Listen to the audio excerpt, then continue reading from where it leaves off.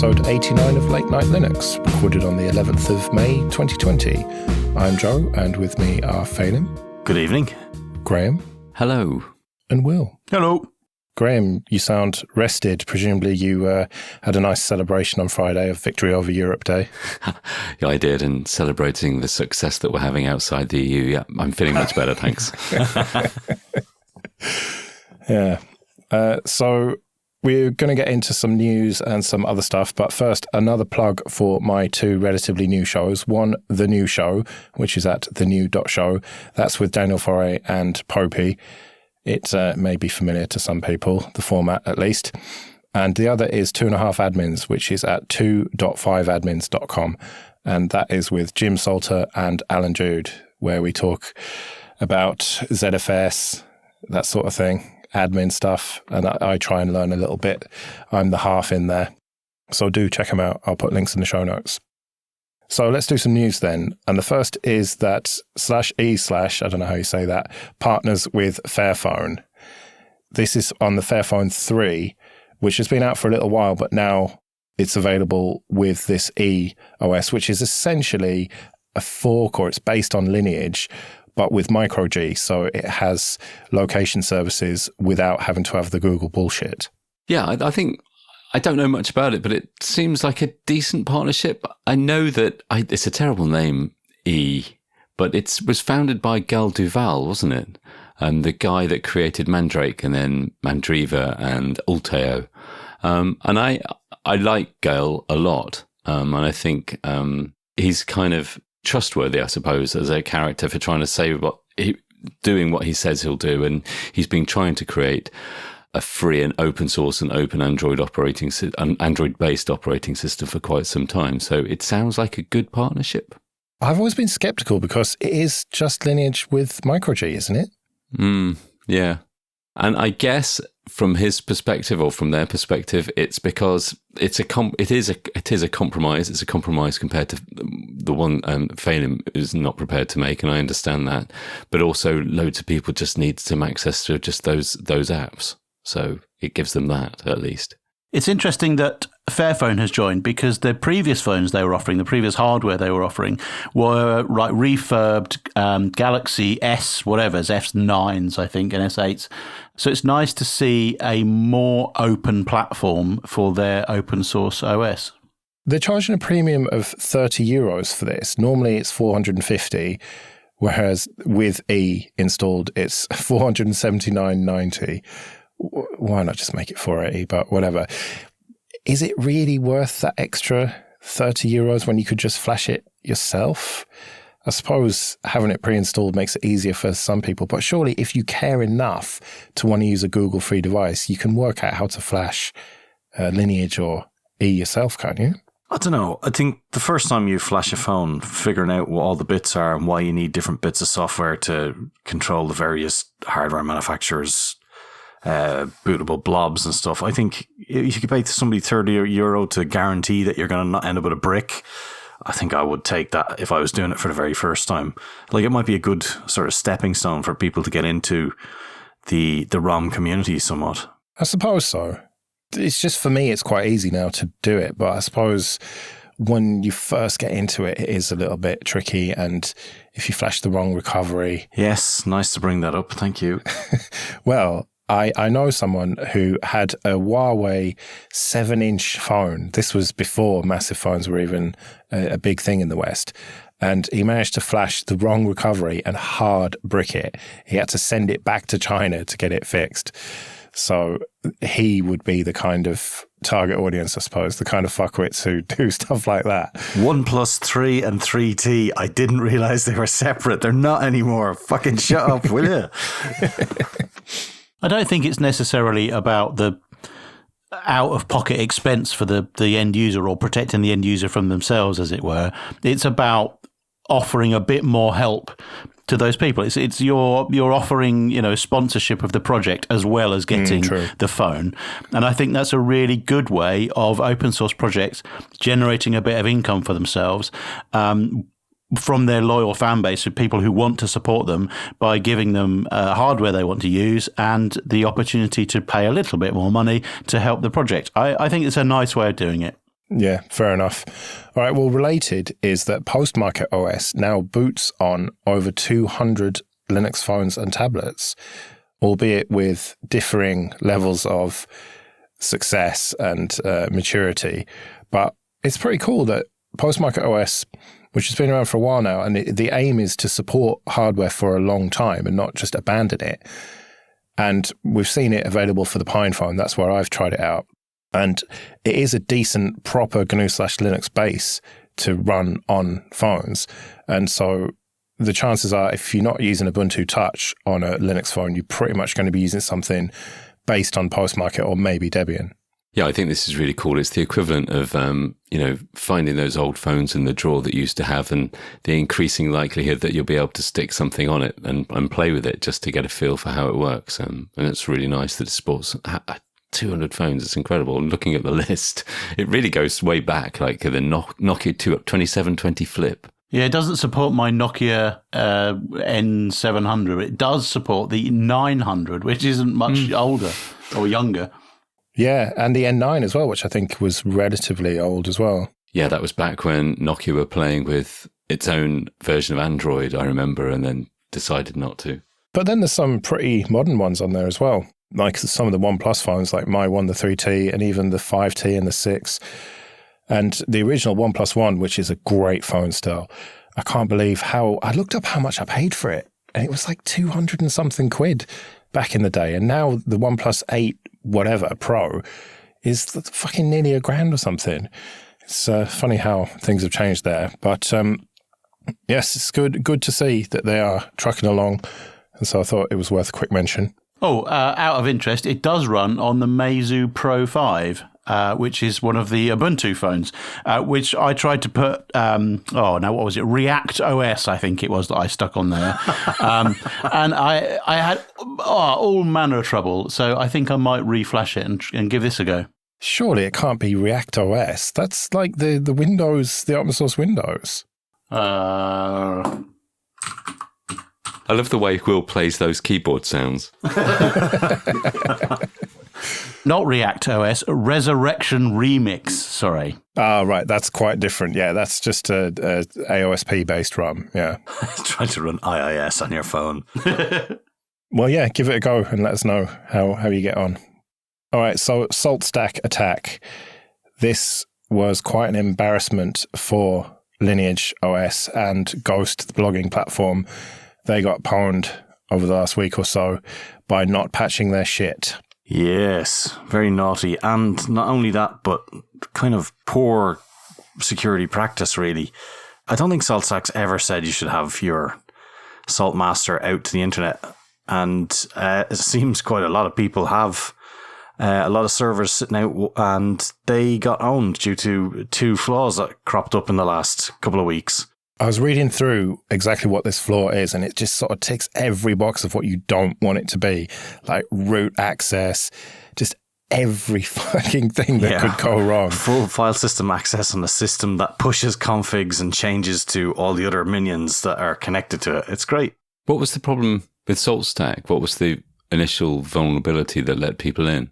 Well, according to F-Secure, their description of it is, the vulnerabilities described in this advisory allow an attacker who can connect to the request server port to bypass all authentication and authorization controls and publish arbitrary control messages, read and write files anywhere on the master server file system, and steal the secret key used to authenticate the master as root.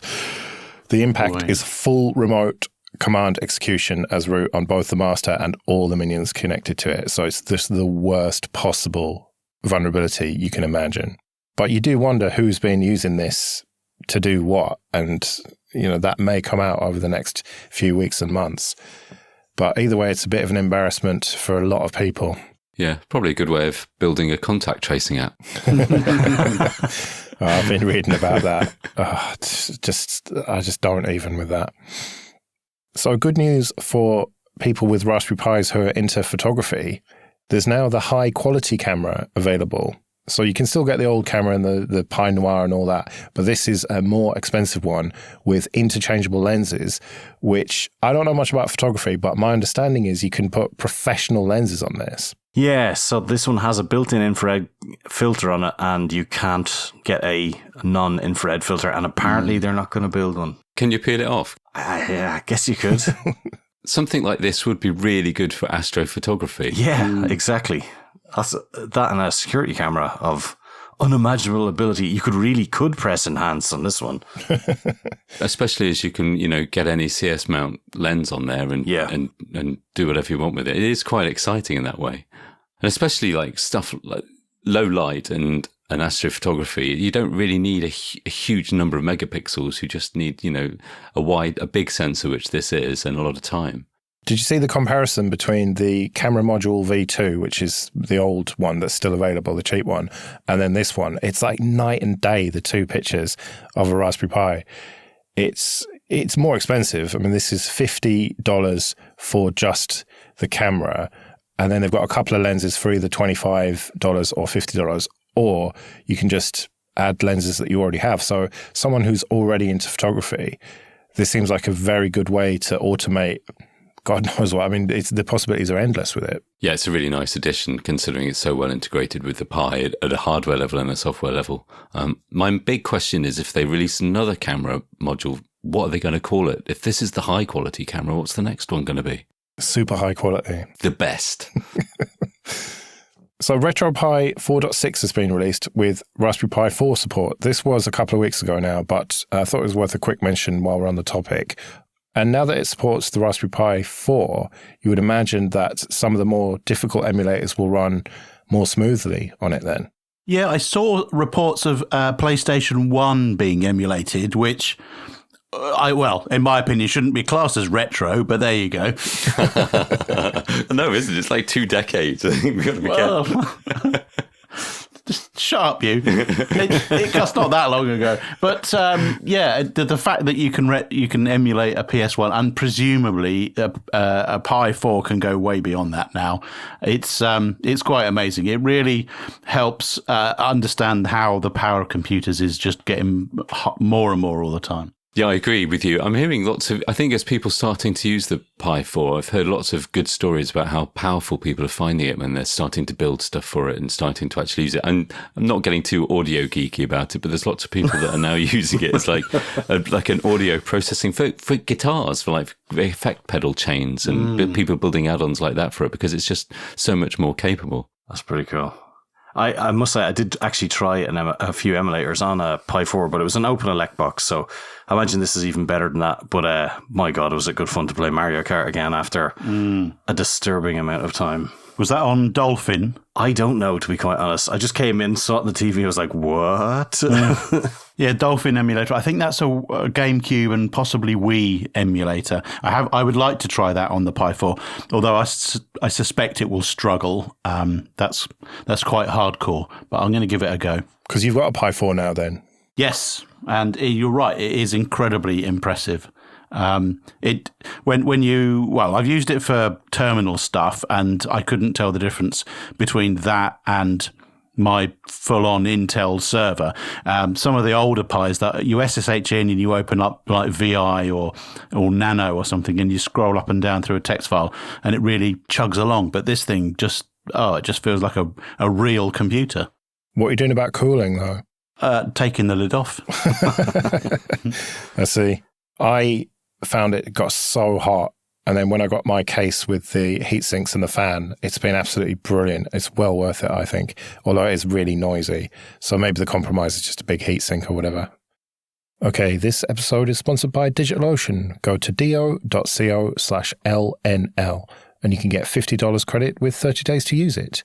DigitalOcean offers VMs, or droplets as they call them, with full root access in data centers all around the world with super fast networking and super fast SSDs. You can use a distro like Ubuntu, Fedora, Debian, CentOS, or FreeBSD, or you can even upload your own custom image. Or you can use their one-click apps like Basic Lamp and LampStacks, WordPress, Discourse, or GitLab. I've been using DigitalOcean for years now, and in that time, they've added tons of new features, things like managed databases and Kubernetes, object storage, and recently virtual private cloud, which allows you to create multiple private networks for your account or team. The droplets start from as little as $5 a month, but you can scale them all the way up to 192 gigabytes of RAM with 32 CPU cores and 12 terabytes of storage. But you can add block storage or object storage as you need it. And if you need particularly high amounts of RAM or CPU, they have droplets optimized for that too. So go to do.co/LNL and get your $50 credit. That's do.co/LNL. All right, well, the first I heard of this next one is when Graham posted it in our private chat and said, well, that's it. Keybase is dead then. Yeah, so, I mean, I've been a user of Keybase.io for a long time. It basically started out as a way of verifying your public keys to people who don't personally know your identity. You know, the kind of, back in the very old days, people would go to key swapping parties where if you didn't know people too well, you'd kind of see them and you'd get their public key. So if you want to send them an encrypted email or something like that, you could do that. Key swapping parties, isn't that what middle-aged people do with a bowl of keys or something? Well, yeah, that is what we do now. But before, so Keybase.io was like that as a service, I guess. Swinging as a service. Oh. And so to help that, you can do it on Zoom. That's my understanding of it anyway. Yeah, I mean, the bottom line is that Keybase grew beyond that into all sorts of encrypted stuff, and Zoom needs encryption. And so they've acqui-hired the team. And I don't know what it means for Keybase, because they're going to be working bloody hard integrating end-to-end encryption into Zoom, which is a very tricky challenge given how many devices Zoom supports and web chat and phoning in and stuff. So, yeah, good luck with any sort of progress with Keybase. Although I don't know, it's not something that I'd really used. I was aware of it, but has anyone ever used any of the messaging and stuff that they offer? Yeah, I have used it, and quite a few people that I know use it. The nice thing is that it was a messaging platform, and you could do it like client to client encrypted because you used the other person's public key. And I think it's maybe not that interesting, but I think it really is an important point that something like Keybase.io, which is a really good idea, should be kind of implemented by the community and not be kind of forced into this startup mentality of making billions or being worth billions to be useful. Because I think this is going to be the end result. And I think really this is the end of Keybase as it was originally envisaged. Sounds like a Linux Foundation-like project that should be there. Yeah, I mean, it's the age-old problem of encrypted communication. How do we solve it? I mean, Signal, actually, if you've been tracking that, has been making great improvements recently with group chats, and that does peer-to-peer encrypted messaging, and it's open source too. But ultimately, this is going to be good for humanity, isn't it? Because so many people are using Zoom, albeit they might be fudging the numbers a little bit. Turns out it wasn't 300 million users. It was 300 million participants per day or whatever, which is slightly different if you do 10 fucking meetings a day. But anyway, there are a hell of a lot of people using Zoom. And if it's going to end up being end-to-end encrypted as a result of this, then that's surely better than where we are now. Obviously, it'd be better if people were using something open source like Jitsi or whatever. But if they're going to use Zoom, at least have it be encrypted. Yeah, and I've heard some terrible stories, even local to me, where usurpers have joined into like classes with kids and said such terrible things. So it really sounds to me that Zoom have got, I don't know, you've got to be careful, but I mean, it sounds to me like they've got some real serious infrastructural problems with their security. And I don't suppose the Keybase.io team are that big. They certainly have the know-how to be able to build an encrypted platform, but whether it's going to be big enough or whether they can make a big enough change into something like Zoom, which is now so huge and important, I don't know. It sounds like a big challenge. I'd buy a bigger company, I think. Well, they don't want to spend too much, do they, right now? No one does, just in case. But maybe it was the right expertise that they needed, because it's a unique challenge, and I don't think there was any off-the-shelf company that could have solved it. So they've just gone for the best that's available by the sounds of things. Yeah, I think that's probably it's a canny move because I'm sure the Keybase.io people know what they're doing. And you're right. I don't think it'll end up in end-to-end encryption on Zoom. It'll probably end up with, script kiddies not being able to join other kiddies while they're learning about geography. Maybe. Okay, this episode is sponsored by ScholarPack. ScholarPack is the third largest supplier of management information systems for schools in the UK, and they are in 10% of England's primary schools. They're part of the Key Group, which is in 50% of the UK schools, and annually 98% of UK schools use at least one of their services. ScholarPack have some amazing problems to solve. At 9 a.m, they have to cope with 65,000 requests per second, but overnight it's only about 30 requests per second.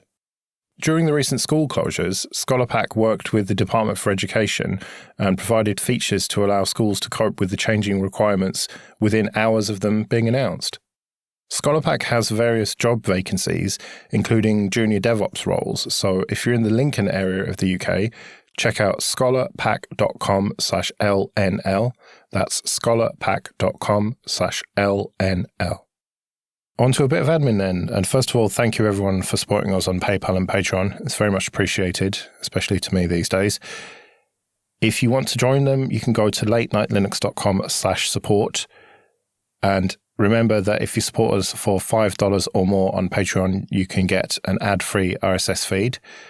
And if you want to get in contact with us, latenightlinux.com/contact. Now, I had mentioned before about an Ask Us Anything Sensible thread that we've got going on Patreon, and anyone at any tier can ask us that. And it was originally planned that we were going to do a Late Night Linux extra episode on it, but we thought, why not just put some of those questions in the main show? And so we might do one or two an episode going forward. We'll see how it all works out. So the first one from W. Shah is, do you ever miss doing feedback on the show, or do you get enough of that from Twitter and Telegram? Well, funny you should mention that. We got an email from Ian that I thought was pretty interesting and that we should have a chat about. So let me read a bit of it from Ian. You said that GitLab is open source on your most recent show. The problem is that it's mostly not open source. Most people know GitLab from GitLab.com, which is the non-free version. It's a similar situation with Android, which most people know from phones that they buy in shops, which is a non-free version having all of the non-free apps and drivers and firmware and freedom problems. Whenever we call Android or GitLab open source, we mislead people and hold back the free software community from recognizing a problem we need to continue working on to solve. And then he went on about how loads of GitLab.com is proprietary, including important things like spam protection, and that their business model is selling non-free software and services running non-free code, and the free version is meant to be trialware. Clearly, this is someone who is on the free software side of things rather than open source, but I think the point is valid, that it's easy to say, oh, well, GitLab, you can host that yourself, it's open source, but really, some of the real key features that you need are not in that open source version. This is a really good point. And it's good of Ian to get in touch, to like call us on it or call me on it, I think, because I said at the time with GitLab being open source. And I think it's very difficult when we talk about lots of different software all the time and we forget things like this very easily. And it's true. GitLab's business model is built upon its software as a service portal to what it does. And it's important to make that distinction.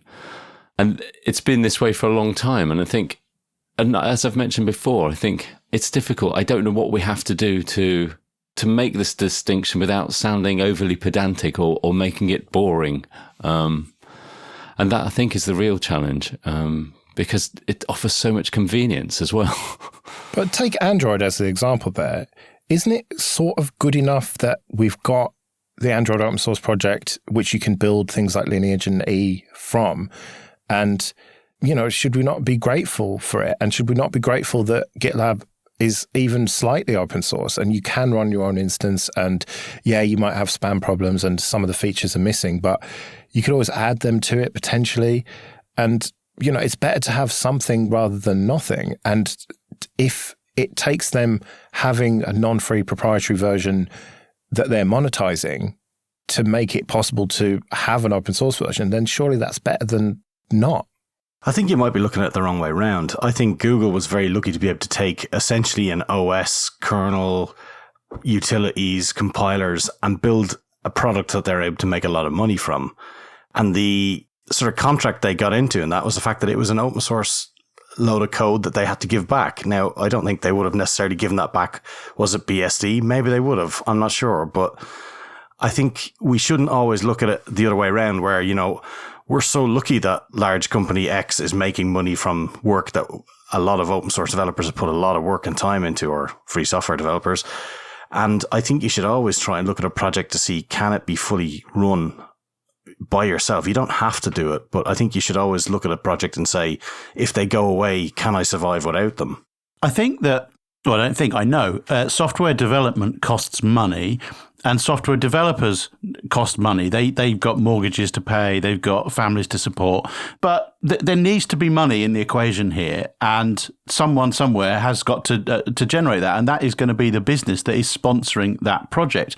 So I feel like money has to come into play here, and until we've got a better way of doing it, then I think that commercial sponsorship of open source projects where there is a paid for version and there is a free version is a pretty good model. We've got things like Patreon where people can support their projects, but those, I don't know, they don't really seem to be making these very long sustaining projects. If you're reliant on people through the good of their heart sponsoring your project, then sooner or later the new hotness will come along and they will move over to that and your project will be doomed. So I think having corporate customers locked in, I use that word poorly, but invested in your platform and willing to pay out year on year keeps your platform alive and keeps that project alive.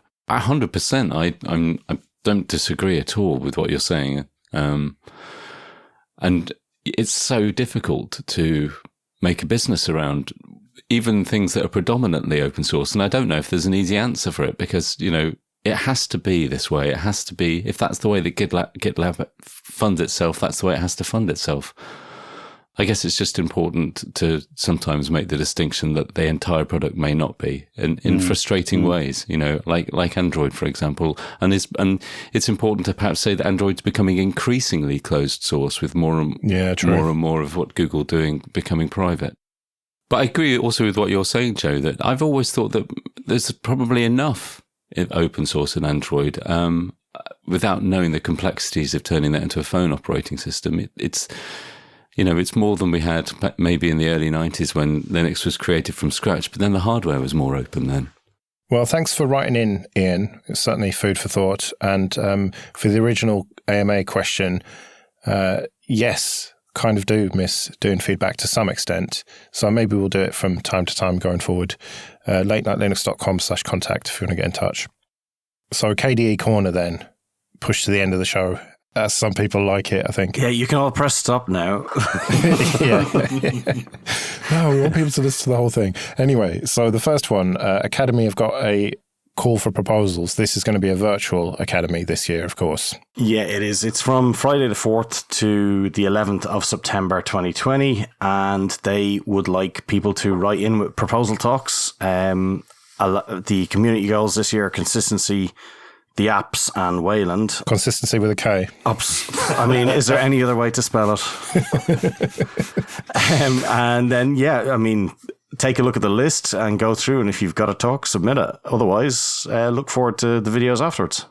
All right. So Ubuntu Studio have decided to make a dreadful, dreadful mistake and move away from XFCE to Plasma. I think you find correct wrong, decision. Wrong. No, I do see the logic for it. They announced it when they released 2004, and then they've done a follow-up blog post kind of explaining it, and it does make sense to me, really.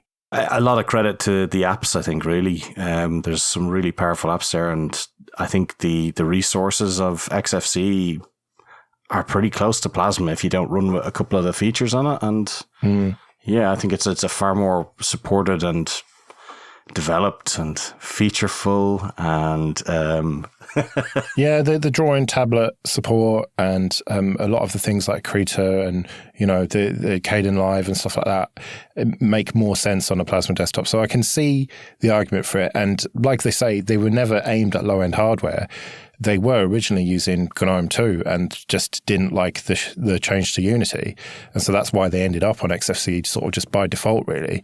Whereas now it kind of makes sense. They want to be a good-looking, modern, feature-rich OS that gives you all the creative tools. So I can see the argument. It does make me a little bit sad, but you can always take Ubuntu and install all the Ubuntu Studio stuff on top of it if you want. So it's ultimately not a massive change for people who want to stay on XFCE.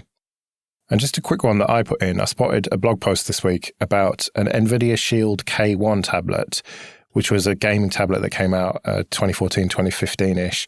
And someone has managed to get proper desktop plasma running on it, which is pretty sweet. Yeah, it does look cool. I've got a Nexus 10 that I barely use. It'd be really nice to be able to put something like that on that.